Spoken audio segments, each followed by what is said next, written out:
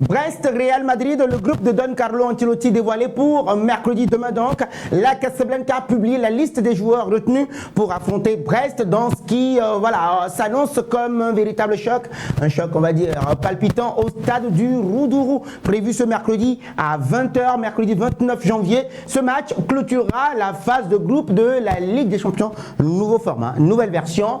Et les Madrilènes espèrent bien évidemment clôturer en beauté tout simplement. Et donc ce sera une rencontre cruciale pour les hommes de Don Carlo Ancelotti qui aborde cette dernière phase, dernière journée de la phase de groupe, un mini championnat avec détermination en déplacement sur le sol breton. Il faut le préciser, ils rencontreront Brest, une équipe surprenante aussi cette saison en Ligue 1 française, actuellement classée 8e de la Ligue 1 malgré un parcours européen difficile pour les Brestois.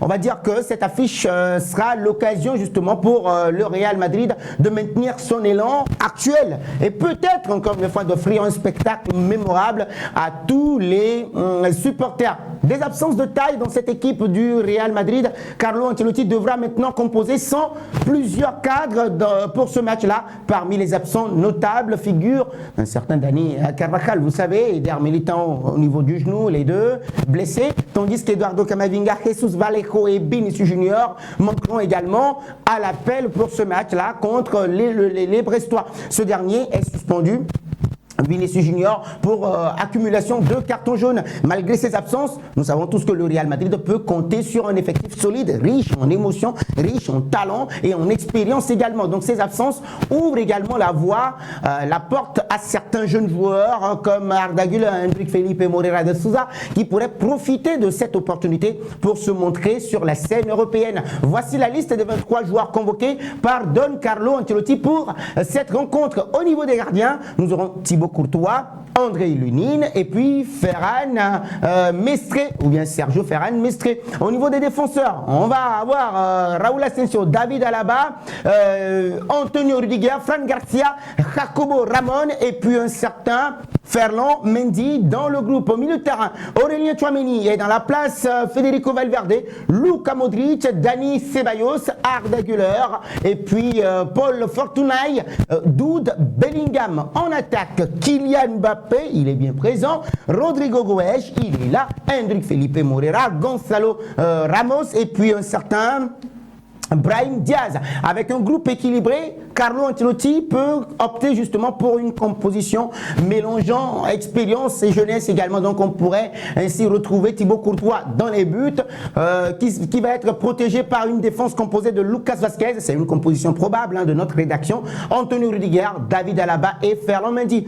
Au milieu de terrain, on aura Aurélien Tchouaméni qui pourrait être sur le côté, Federico Valverde, Brahim Diaz, Jude Bellingham également à la récupération et la créativité. En attaque, l'entraîneur italien devrait s'appuyer sur Rodrigo Goes, Kylian Mbappé et le jeune Endrick Felipe Moreira de Souza pour faire la différence. Les objectifs de ce match-là pour le Real Madrid, l'objectif, il est clair, terminer sur une bonne note, terminer cette phase de mini-championnat sur une note positive et aborder maintenant les barrages avec confiance.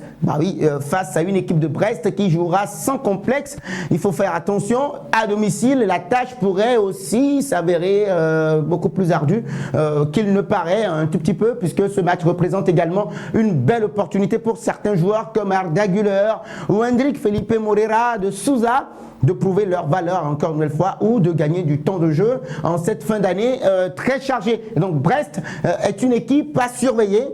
Il faut la surveiller de très près, bien évidemment, même si Brest semble en difficulté sur la scène européenne, ils ne sont pas à sous-estimer. Encore une fois, nous savons la qualité de cette équipe-là, même si leur position respectable en Ligue 1 française témoigne de leur capacité à surprendre les adversaires. C'est un adversaire très coriace pour eux. Donc oui, le Real Madrid va donc retrousser ses manches, rester concentré et éviter tout excès de confiance dans cette partie-là. Donc ce sera une soirée européenne à ne pas manquer pour vous, téléspectateurs et madridistas. Ce Brest-Real Madrid promet un mélange de suspense, de talent émergent et d'intensité encore une nouvelle fois. Si les absences du côté madrilène ajoutent un peu d'incertitude, oui, reconnaissons également qu'elles n'enlèvent absolument rien à la qualité du spectacle qui sera très attendu. Rendez-vous donc ce mercredi soir pour découvrir si les hommes de Don Carlo Ancelotti parviendront à s'imposer sur le terrain breton et conclure justement cette phase de groupe unique sur une note positive d'ores et déjà. Moi, je vous lis dans les commentaires. Donnez-moi vos pronostics par rapport à cette rencontre Brest-Real Madrid.